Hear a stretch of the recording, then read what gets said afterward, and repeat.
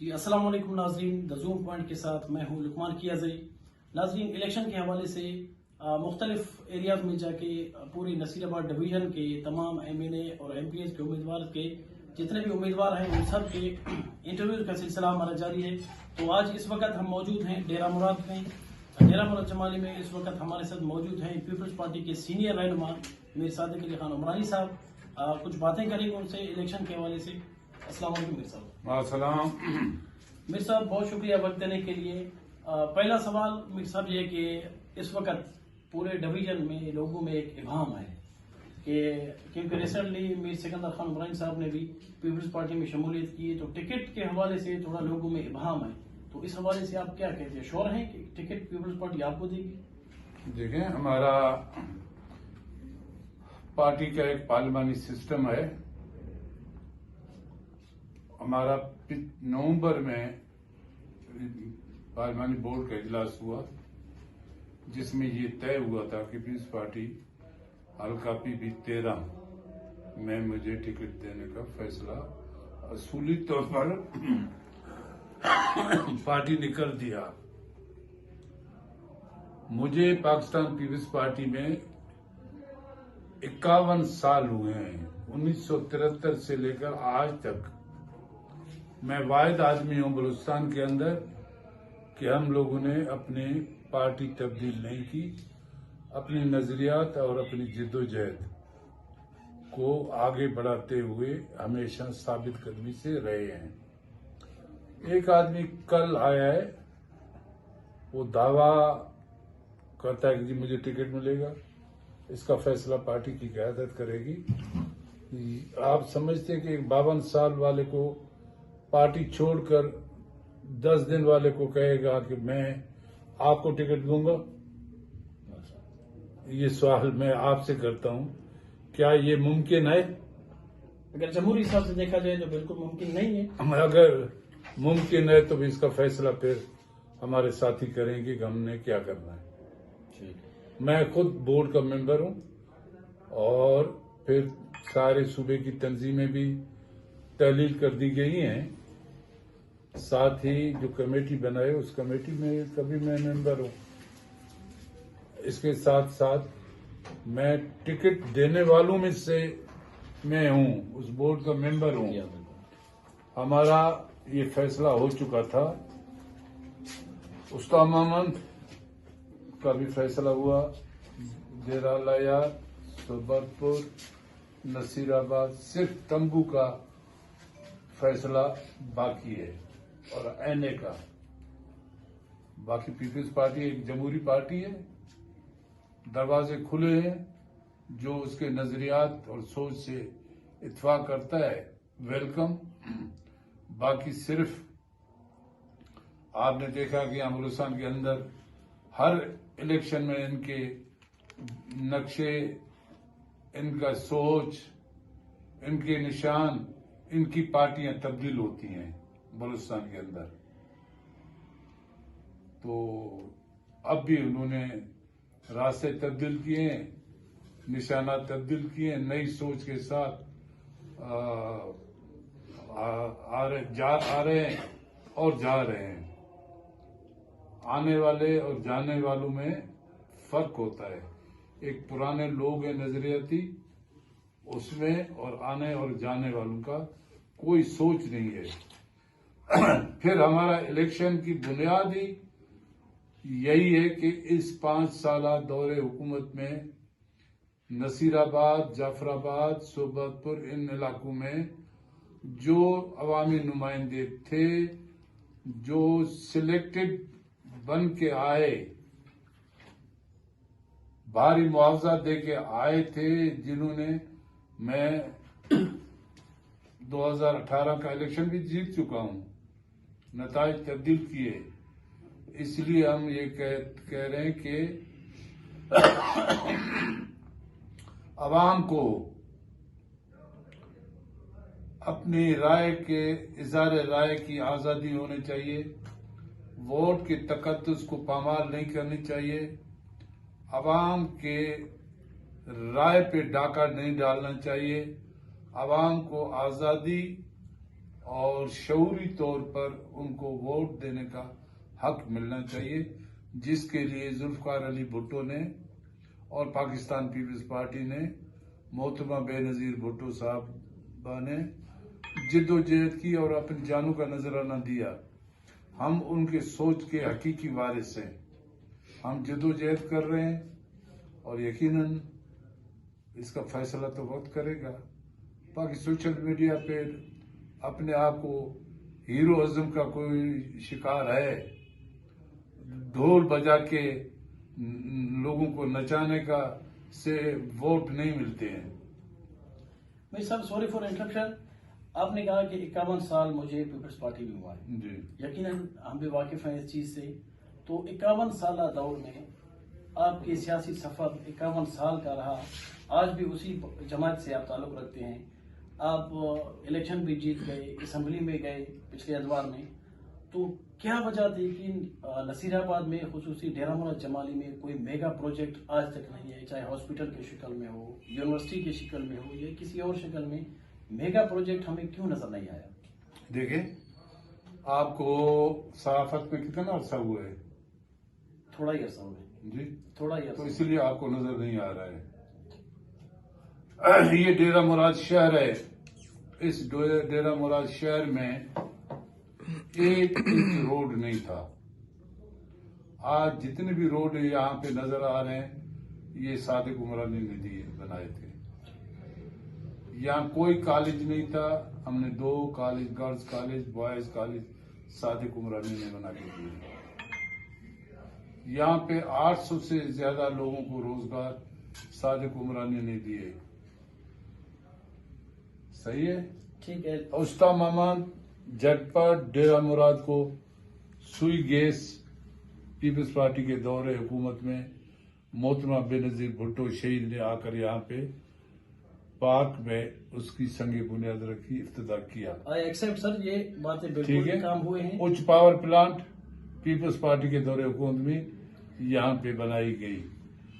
ٹھیک ہے، ہم مانتے ہیں کہ یہاں مسائل اتنے ہیں، اس زمانے میں وسائل کی کمی تھی، مسائل ہی مسائل تھے۔ ان وسائل میں رہتے ہوئے ہم لوگوں نے جو کچھ کیا، میں سمجھتا ہوں آج بھی پورے بلوچستان کے اندر کون سا وہ ایسا منسٹر تھا جس نے ایک دن میں 840 افراد کو نوکریاں دی؟ یہ اعزاز بھی صادق عمرانی کو حاصل ہے کہ ہم نے 840 افراد کو چیف منسٹر ہاؤس میں سرے عام ہر ایک کو بلا کے ہر ایک فرد کو اپائنٹمنٹ لیٹر دی۔ ہم سمجھتے ہیں کام ہوئے ہیں، لیکن سوال میرا یہ ہے کہ تربت اور دریجی کی طرح ڈیرہ مراد جمالی یا ہمارے ڈویژن کے یہ سٹیز ہیں، شہر ہیں یا ہمارے حلقے ہیں، یہ کیوں تربت اور دریجی کی طرح نہیں بن سکتے؟ دیکھیں، دریجی اور تربت بن سکتا ہے، کیوں نہیں بن سکتا؟ بلوچستان کا سب سے بڑا زرعی علاقہ ہے، یہاں تو سب سے پہلی بات یہاں پہ زراعت کو فروغ دینی چاہیے۔ یہاں پانی کا بحرانی کیفیت ہے، آپ خود جان سکتے ہیں کہ پانی کی بحرانی کیفیت کیوں ہے، کیوں پیدا کیا گیا۔ یہاں جتنے بھی نو دولتی ہیں ان کی یہ کوشش رہی ہے کہ یہاں کے لوگوں کو پسماندہ رکھا جائے اور تاکہ مجبور ہو کر یہ لوگ اپنی زمینیں بیچیں اور ہم خریدیں۔ تو ان کو کاؤنٹر کرنے کے لیے، ٹھیک ہے، اپوزیشن کا کردار ادا کرنے کے لیے آپ کو روڈ پہ نکلنا چاہیے تھا ایز اے اپوزیشن، ان کو ان کام سے روکنا چاہیے تھا، احتجاج کرنا چاہیے تھا، دھرنے دینے چاہیے تھے، تاکہ عوام کا جو زرعی مسئلہ ہے، پانی کا مسئلہ ہے، اس کو حل کریں۔ پھر آپ کو شاید علم نہیں ہے، میرے بیٹے بلال عمرانی ڈویژنل پریزیڈنٹ تھے، آپ کا احتجاج ہوا پانی کے ایشو پہ،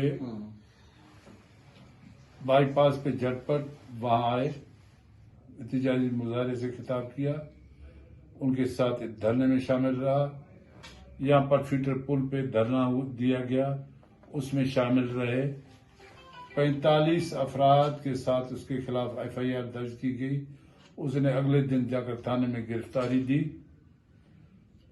اچھا میر صاحب دھرنے تو آواز تو اٹھائے. ٹھیک ہے میر صاحب آپ ہاں ٹھیک ہے, آپ لوگ نے جلد بازی کر رہے ہو, دریجی اور تربت کا مثال دے رہے ہو. جی وہاں کے نمائندوں نے ایماندارانہ طور پر کام کیا ہے. ڈاکٹر عبد المالک بلوچ صاحب نے وہاں پہ تربت میں کام کیا ایز اے چیف منسٹر. یہاں پہ چیف منسٹر کتنے گزرے ہیں آپ کے سامنے ہے. 3-4 چیف منسٹر کا تعلق اس علاقے سے رہا ہے.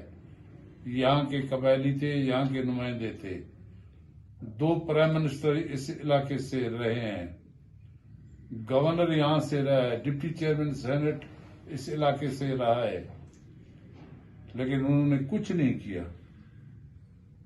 اس لیے کہ جاگیردارانہ اور سردارانہ نوابوں کی ذہن یہ ہے کہ یہاں کے لوگوں کو جتنا پسماندہ آپ رکھ سکتے ہو, پسماندہ رہیں گے, غربت میں مبتلا رہیں گے تو غلامی کی زندگی گزاریں گے. پھر سرداروں کی گرفت ان پہ قابو رہے گی. اس لیے ہم لوگ شروع دن سے یہاں پہ اس نظام کے خلاف جدوجہد کرتے آئے ہیں. تو آج کا ورکر نظریاتی ورکر کیسے بنے؟ آپ نے خود کہا کہ یہاں کے ہم بھی دیکھ رہے ہیں سردارانہ نظام ہے, جاگیردارانہ نظام ہے. اس کے لیے نظریات کیسے لوگوں کے لیے اہم ہو؟ ایک سیاسی ورکر نظریے کی بنا پہ اقتدار ہو یا اپوزیشن ہو, ایک ہی جماعت میں رہے یا ایک ہی نظریے پہ کھڑا رہے. اس کی مثال میں آپ کے سامنے بیٹھا ہوں. یہ ورکر نظریاتی ہمارے ساتھ بیٹھے ہوئے ہیں. اوور آل ریجن کی بات کر رہا ہوں. اور ظاہر ہے کہ جدوجہد ہے کہ وہ ایماندارانہ اور اپنی فکری سوچ کے ساتھ منسلک رہیں.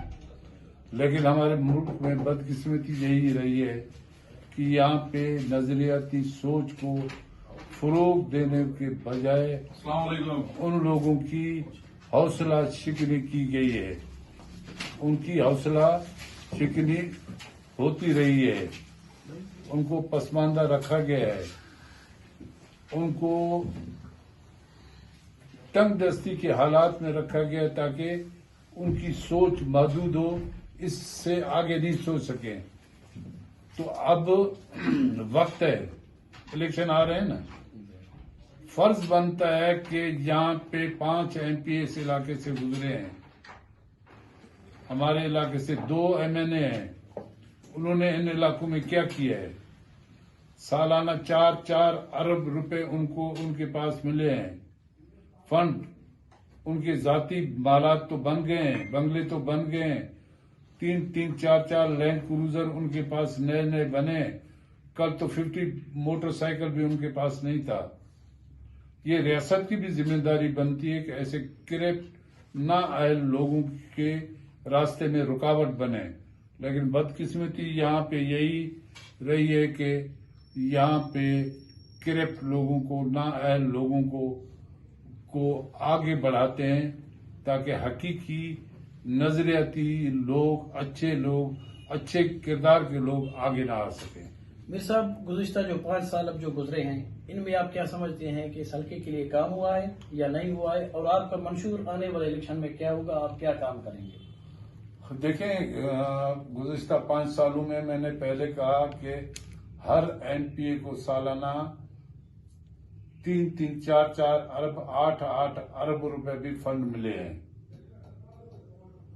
جو کام کیا ہے آپ دیکھ سکتے ہیں.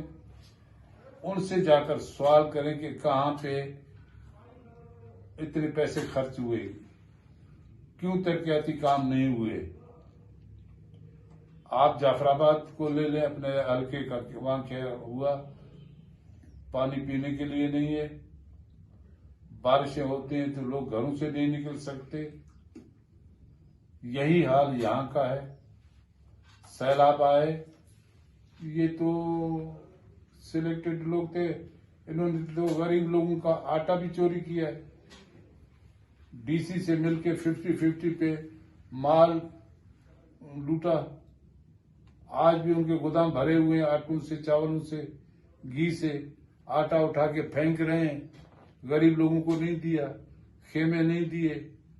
جب سیلاب آیا تھا 2010-12 میں، آپ نے دیکھا جہاں پریزیڈنٹ آف پاکستان آصف علی زرداری صاحب آئے، پرائم منسٹر، 2 پرائم منسٹر اس دور میں یوسف رضا گیلانی صاحب آئے، راجہ اشرف صاحب آئے، سندھ کا چیف منسٹر آیا، چیف منسٹر بلوچستان بھی آیا نواب اسلم ریسانی صاحب۔ ہم صوبت پور گئے، جھٹپٹ، استا محمد، ان علاقوں میں فضائی راستوں سے، زمینی راستوں سے لوگوں کی مدد کی۔ جھٹپٹ میں ایک دن فنکشن، آپ کو یاد ہو یا نہ ہو تو یہ ریکارڈ چیک کر لیں، تو ایک دن میں 4 کروڑ روپے وہاں پہ کمشنر طارق، خواجہ طارق تھا، ڈی سی تھا، خورشید شاہ تھا، ہم لوگوں نے آ کر وہاں پہ لوگوں کو پیسے دیے۔ سیلاب کا دن تھا، اسی جھٹپٹ کے منظر میں شہر میں پانی، کھانا پینا ہم لوگوں نے دی، جو اپنا طاقت تھا ہم لوگ کرتے رہے ہیں۔ آنے والے 5 سالوں میں آپ کیا کام کرنا چاہیں گے؟ جو مسائل آپ کی نظر میں آپ کے حلقے کے ہیں؟ ہمارے علاقے کا سب سے بڑا مسئلہ نہری نظام کو بہتر بنانا ہے، پٹ فلٹر کے نہری نظام کو بہتر بنانا ہے۔ دوسرا، یہاں پہ تعلیم، صحت اور مواصلاتی نظام اور نوجوان نسل کو بلا امتیاز روزگار دینا ہمارے منشور، ہمارے دستور اور ہماری جد و جہد کا، ہماری پارٹی کا ہمارا حصہ ہے۔